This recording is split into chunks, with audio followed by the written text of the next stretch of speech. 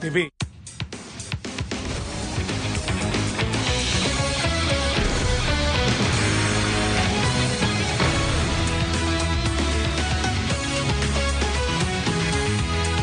Ocho y 7 minutos de la mañana, estamos en Ampliación de Noticias con Patricia y Fernando. Muy buenos días, amigos. Buenos días, Raúl. Buenos días, ¿cómo estás, Raúl? Y como ya han señalado ustedes y hemos señalado varios, pues no nos queda sino hablar de las elecciones en los Estados Unidos.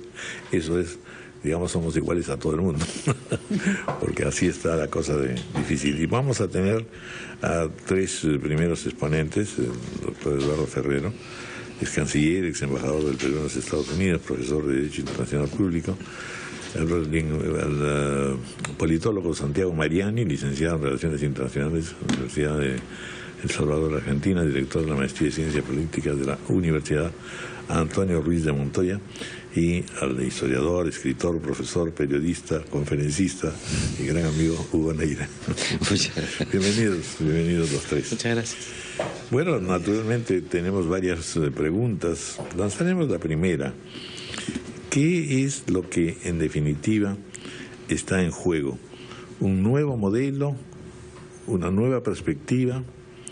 ¿Una nueva ratificación de que las cosas están cambiando en el mundo entero y que Estados Unidos también está al borde de entrar a una fase en la que incluso el bipartidismo puede verse en problemas y en todo caso efectivamente revisar muchas de las que podríamos llamar líneas matrices de la política norteamericana?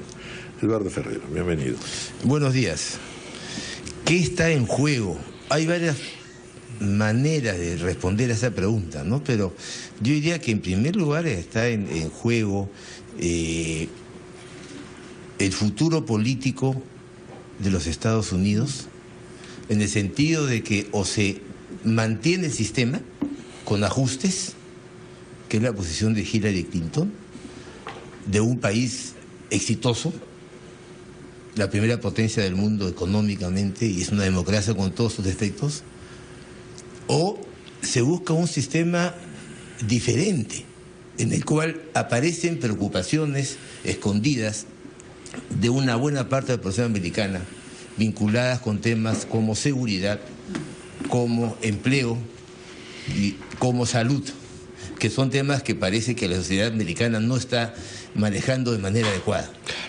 Y Trump pretende representar eso, lo cual implica que refleja que es un país que hoy está dividido realmente en dos grupos, y en la posición de Trump están apareciendo una serie de variables, factores negativos para la evolución de una sociedad, como es el racismo, como es la segregación, como es el proteccionismo frente al mundo, como es el ignorar temas globales como el medio ambiente. Revive viejos fantasmas. Viejos fantasmas. Entonces, pero es sorprendente que el señor Trump, empresario, no político, claramente con una posición de derecha, con antecedentes personales discutidos, esté representando ahora esa visión de una gran parte de la población americana. Yo sí creo que es una elección muy importante. Y me tengo la impresión, por las encuestas, espero que sea así, que ganará Hillary Clinton. Pero ¿qué implica esto? Realmente es la expresión de un país complejo, en el cual afloran preocupaciones muy serias de una buena parte de la población, en un mundo cambiante. ¿No es signo de declinación?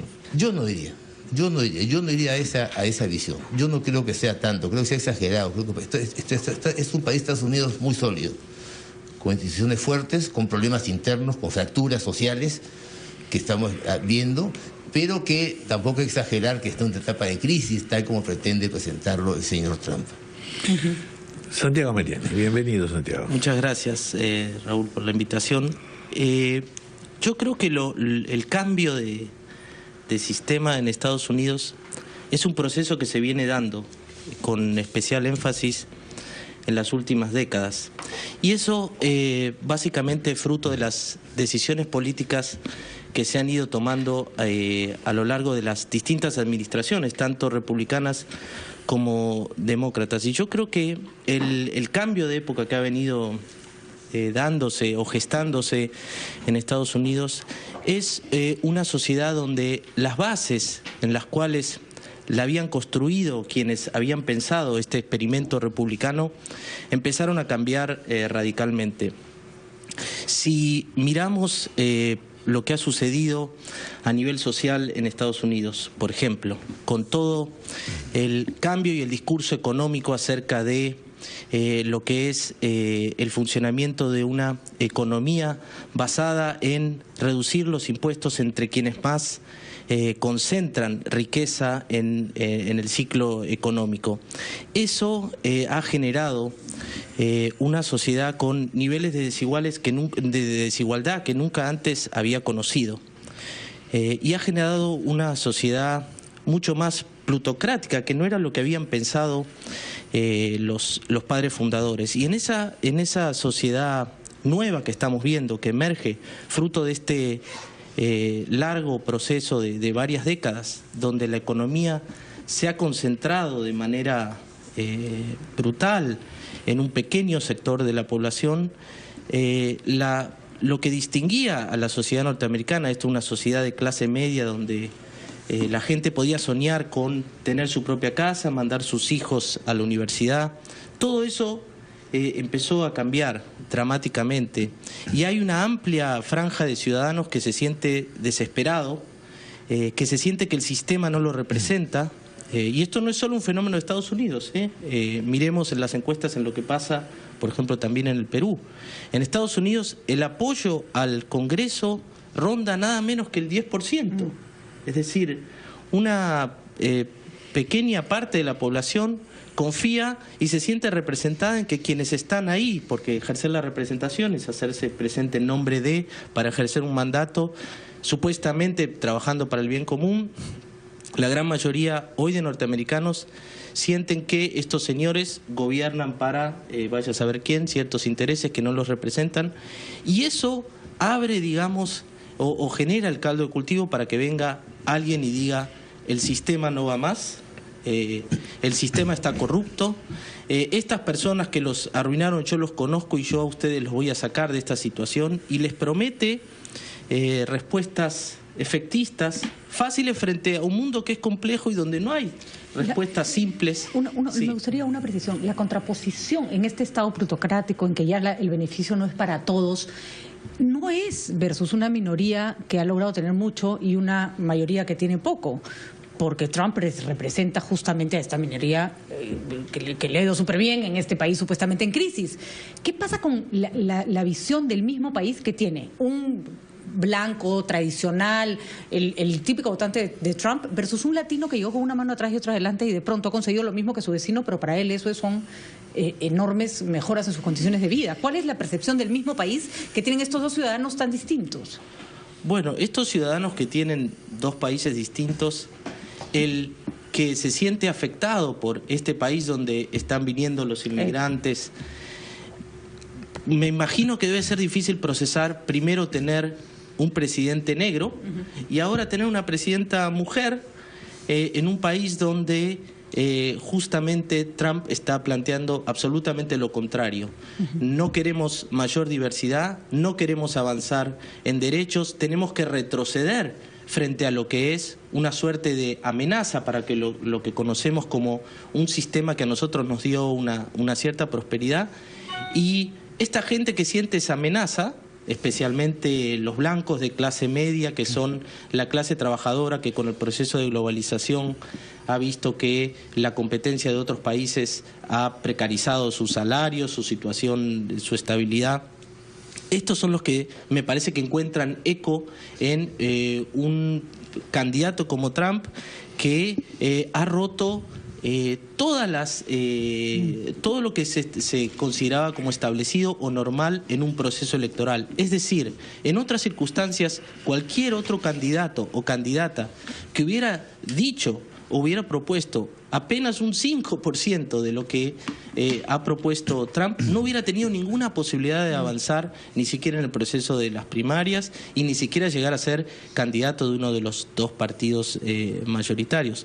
Por lo tanto, creo que el fenómeno Trump y cómo rompe, digamos, lo que se establecía como los parámetros normales, está expresando este profundo descontexto, esta profunda desconexión que hay entre la ciudadanía y el sistema político. De acuerdo.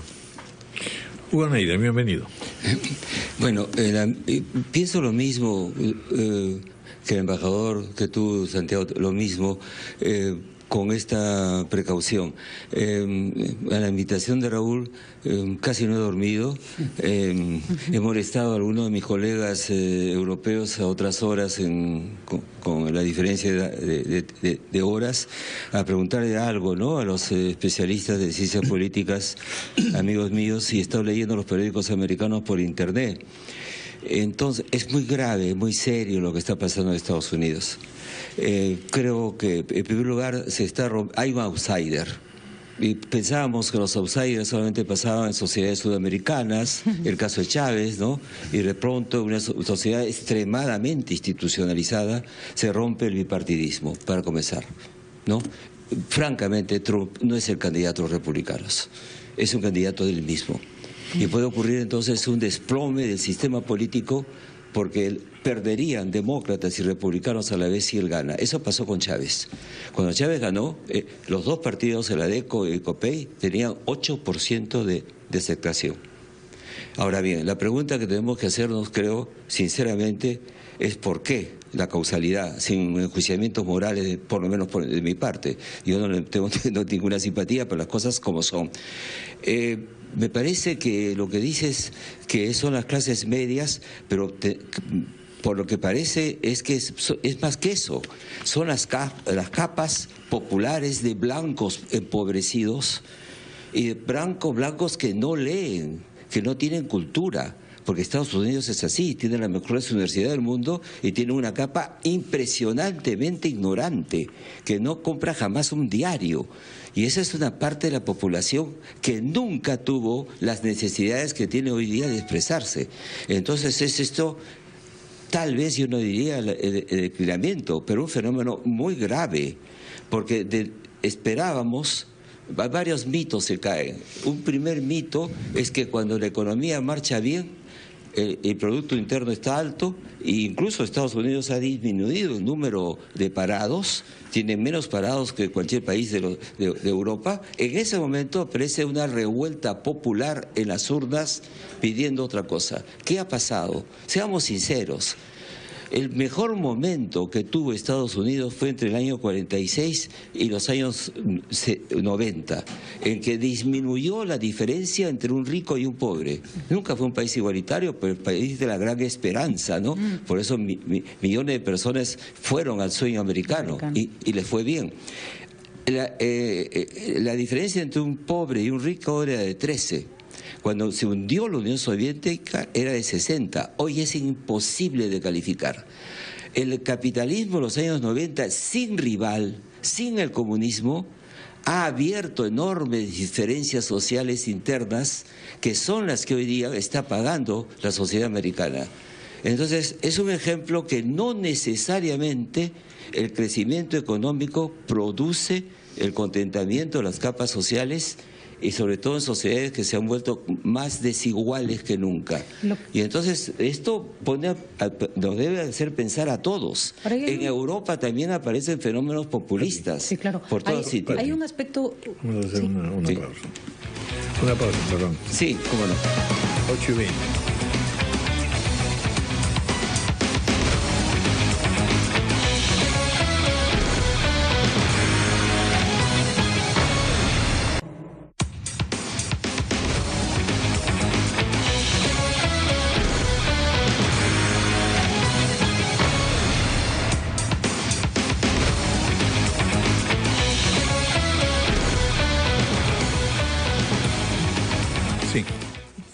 Una acotación que querías hacer. Sí, quería comentar con Hugo Neira, que estaba explicando esta votante clase media baja o deprimido económicamente, que no consume política, que no consume diarios formales, pero sí consume mucho espectáculo. Y Donald Trump, curiosamente, siendo un millonario, un hombre de empresa, también es un hombre que se volvió popular en los programas de televisión de concurso. Los medios. El poder de los medios, pero en un sentido no político del término, ¿no? Parece un candidato latinoamericano.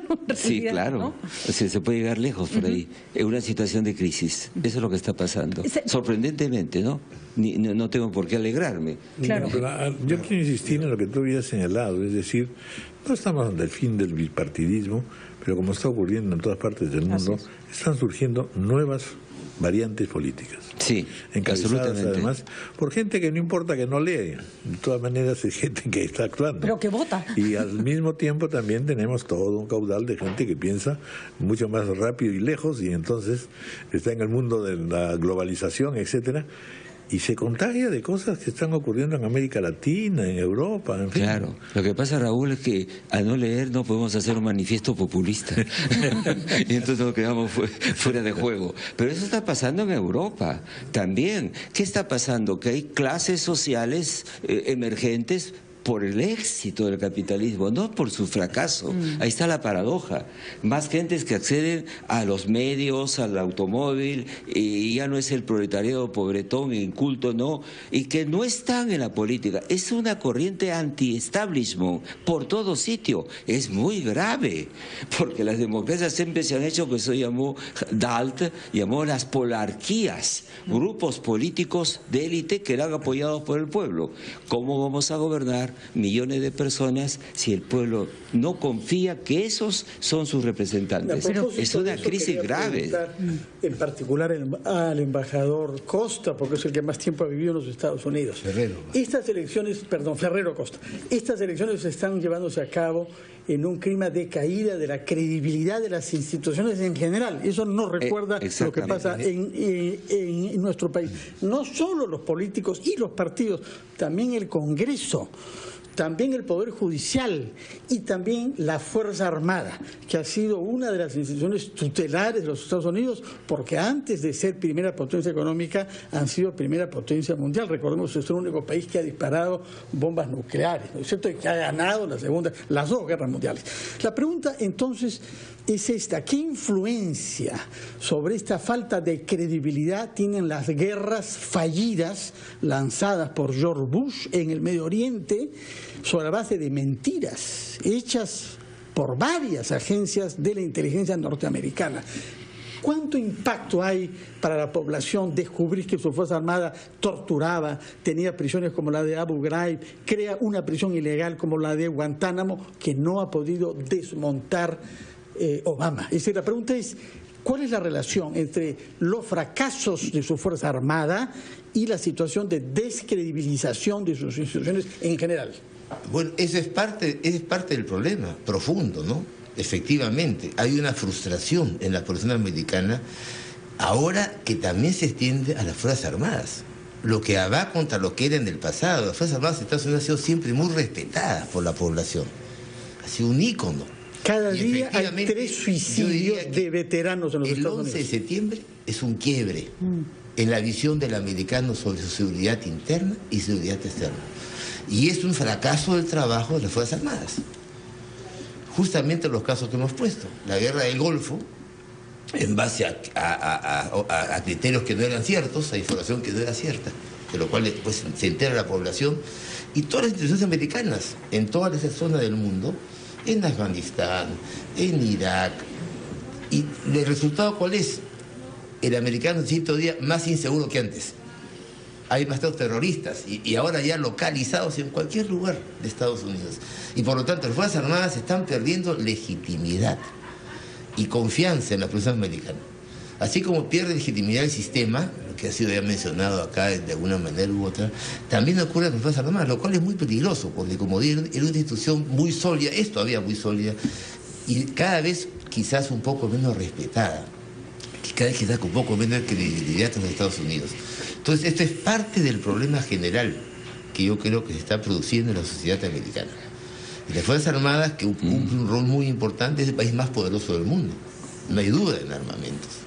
No solamente por el tema de nuclear, sino está todavía con base en muchas partes del mundo. Pero la población americana ya no cree mucho en ellas porque está teniendo confianza en el sistema. Y parte del sistema fundamental es las Fuerzas Armadas.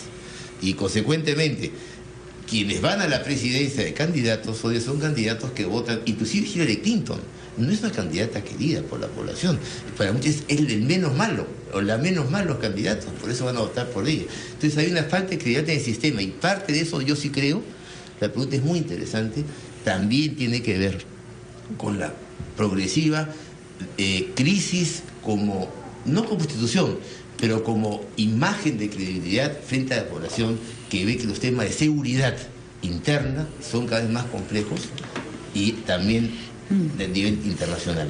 Muy bien, vamos a hacer una pausa. Efectivamente hemos entrado ya a la variante de la defensa y de la potencia militar, y por otro lado les voy a dejar planteada ya la idea de que discutamos el hegemonismo político, si es que sobre todo a nivel mundial se sigue ejerciendo o no. Hacemos una pausa, 8:29, y luego continuamos.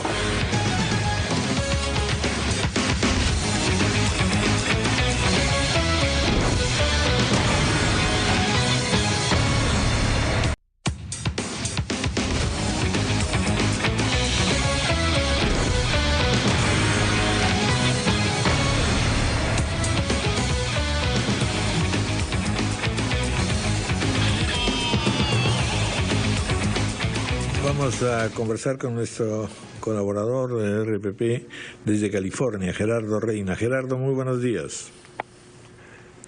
Muy buenos días, Raúl. Así es, aquí en California son las 5:35 de la mañana.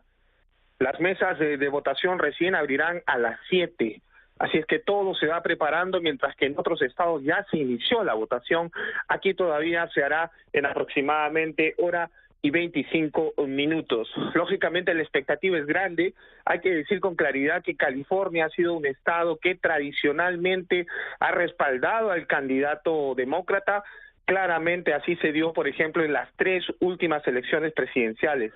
Aquí votarán 19 millones de ciudadanos, de los cuales aproximadamente 5 millones serán hispanos. Lo atractivo o diferente, si se quiere decir, del estado de California es que además de la votación para presidente de la República, se votarán 17 propuestas que, de ser aprobadas, se convertirán en leyes. Entre ellos, por ejemplo, está la abolición de la pena de muerte, el uso recreativo de la marihuana, por ejemplo, la prohibición de bolsas de plástico en los centros comerciales, o también incluso el uso o la obligación del uso de preservativo para los actores pornográficos. Lo que se espera aquí en las elecciones no es algo muy parecido a lo de Perú. Aquí las elecciones comúnmente se desarrollan con tranquilidad, aunque lógicamente hay estados claves donde sí se esperan constantes manifestaciones. Nosotros nos estamos dirigiendo ya a un centro de votación, así es que estaremos a lo largo del día transmitiendo para todo el país en RPP Noticias, aquí desde la zona de California. Y por supuesto, en este momento vamos a darle el pase a nuestro compañero Carlos Villarreal. Él se encuentra en Nueva York. ¿Cómo estás, Carlos? Buenos días. Adelante.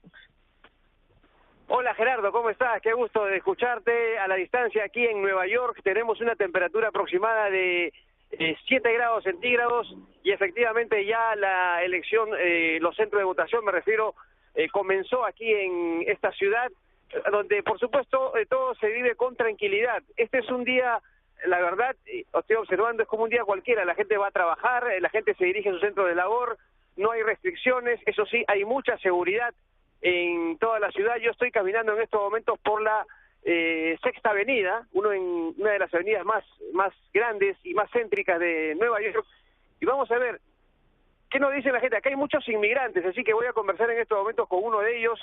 No es estadounidense, pero vive aquí en Nueva York. Hello. Good morning. Where are from you? ¿De dónde eres? Yeah, I'm from Bangladesh. I'm living here is 7 months. Él es de Bangladesh, pero vive aquí desde hace 7 meses. Who is your favorite candidate?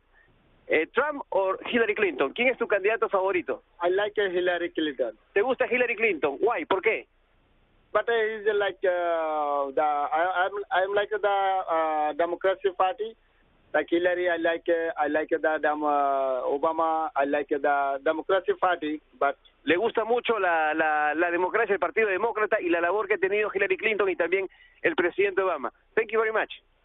Bueno, un ciudadano natural de Bangladesh que vive aquí en Nueva York. Aquí hay muchos inmigrantes, amigos oyentes y televidentes, y por eso este factor estaría inclinando la balanza justamente para Hillary Clinton. Nos dirigimos a un centro de votación y también a los cuarteles, así se le llama acá, de Clinton y Trump, donde ellos esperarán los resultados. Carlos Villarreal, directo, enviado especial de RPP Noticias a Nueva York.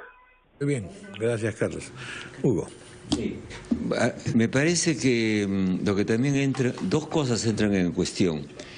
Y hasta cierto punto, con un poco de cinismo, le agradeceríamos a Trump este terremoto que está provocando, ¿no? El primero, el modelo de todo mercado ni en los Estados Unidos funciona, necesita política.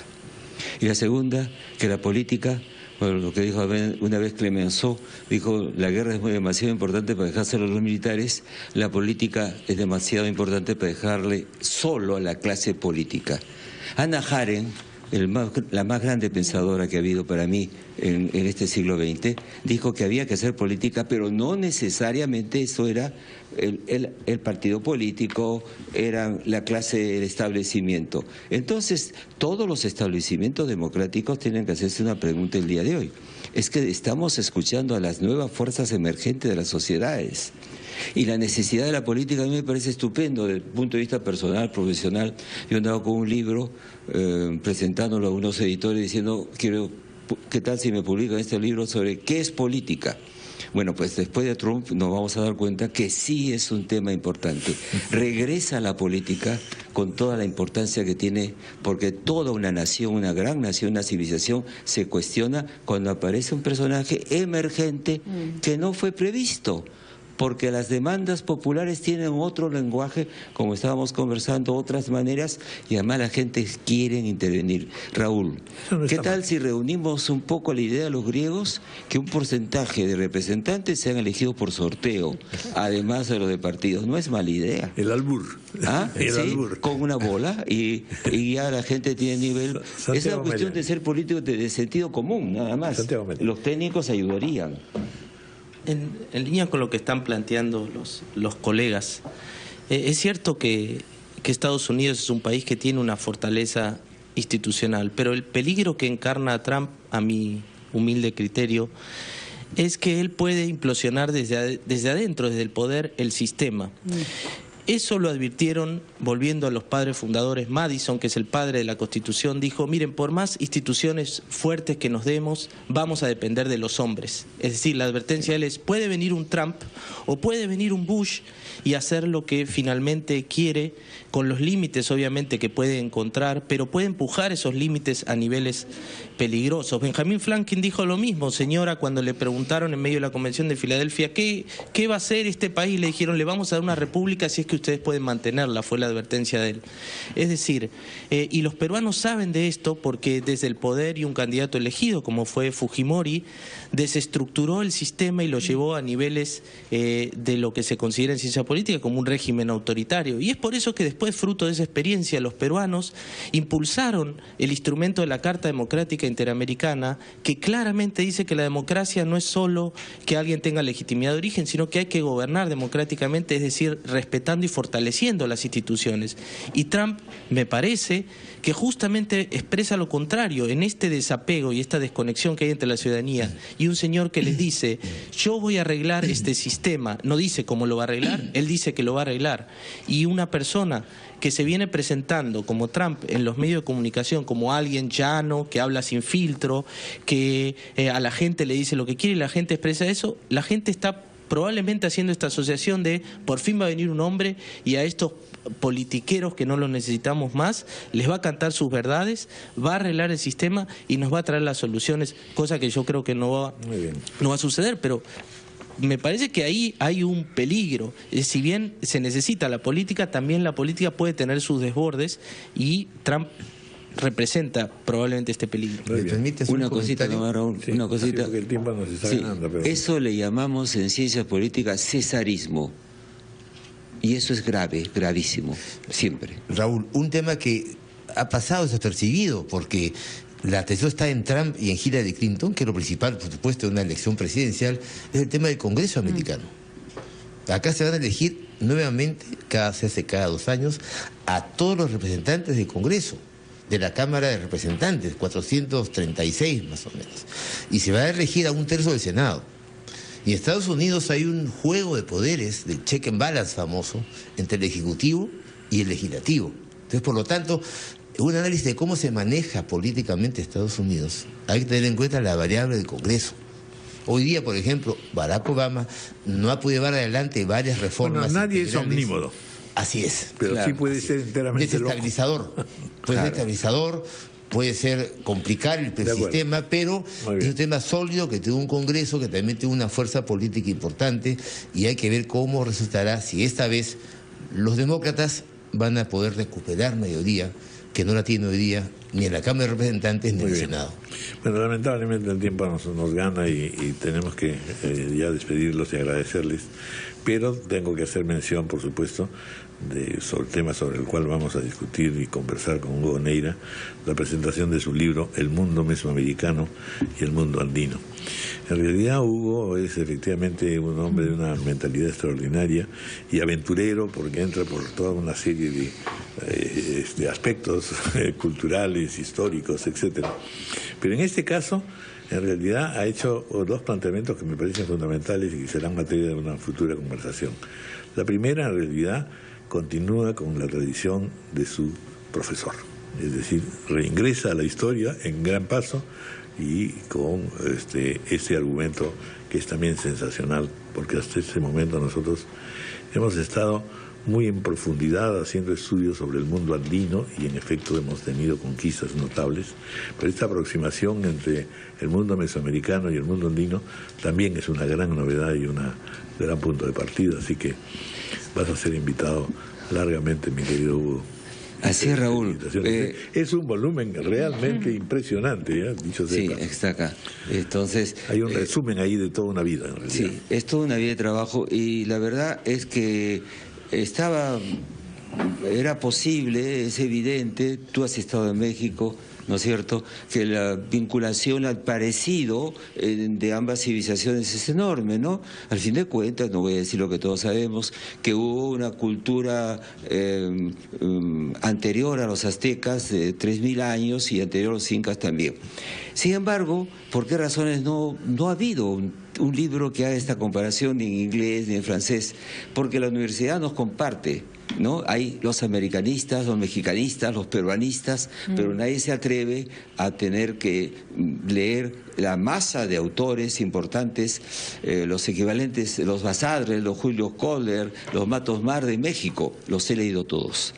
Y entonces se me ocurrió, y el libro es un libro de historia y no lo es. Lo que quiero decir al público y a todos ustedes, mis amigos, es lo siguiente. Este libro está escrito por un escritor que soy yo, de historia, que no le gusta el pasado.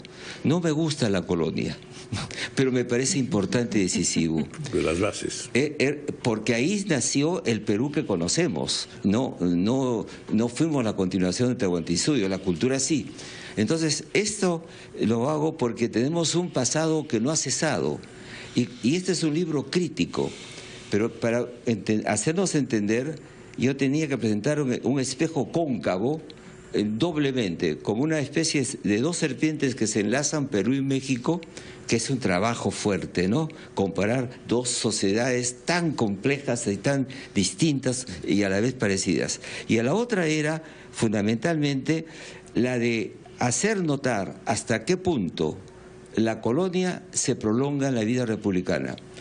Si uno tiene que leer un buen libro de historia del Perú, compra un libro de Carlos Contreras o de Henry Peace, pero le digo que ya tengo un abuelo judío, entonces este libro tiene contenidos históricos que no están en otro. ¿Por qué? Porque no hemos trabajado la historia social. ¿Qué está acá? La encomienda, no están los virreyes, no está la lista de virreyes, la encomienda, el corregidor, el curaca, los grupos criollos, los estamentos, las instituciones, los pactos. A mis alumnos les digo, ¿cuántos soldados creen ustedes que tenían los virreyes? No tenían soldados, tenían 17 alarbaderos. Lo que tenían eran pactos sociales, un sistema de pacto en que nadie estaba seguro. Y por eso utilizo los conceptos de Max Weber. Carlos Meléndez dice, Neira, yo le estimo mucho a Carlos, Neira coge Max Weber y lo estrella contra la sociedad peruana. Es verdad. Aquí utilizo dos conceptos, Raúl, dominador y dominado. Y en esa sociedad todos eran de alguna manera dominadores, los criollos. No podían estar completamente seguros, estaban por encima de la administración española. Y la administración española era el virrey. El virrey era un funcionario, un cuadro. Y entonces acá hay algo que no está en otras partes para comprendernos de dónde venimos. La corrupción, el acuerdo, el pactismo, la clientela vienen del periodo colonial. Y estoy diciendo entonces, Raúl, algo terrible. No terminamos de ser una república todavía. Y esto lo digo para que salgamos de la colonia, no porque nos quedemos todavía en ella. Muy bien. No, de todas maneras vamos a tener la ocasión de hacer una exploración más amplia. Muchas gracias. 8:50 de la mañana. Muchas gracias, por supuesto, a los tres invitados amablemente, que han sido iluminadores. Hacemos una pausa, 8:50.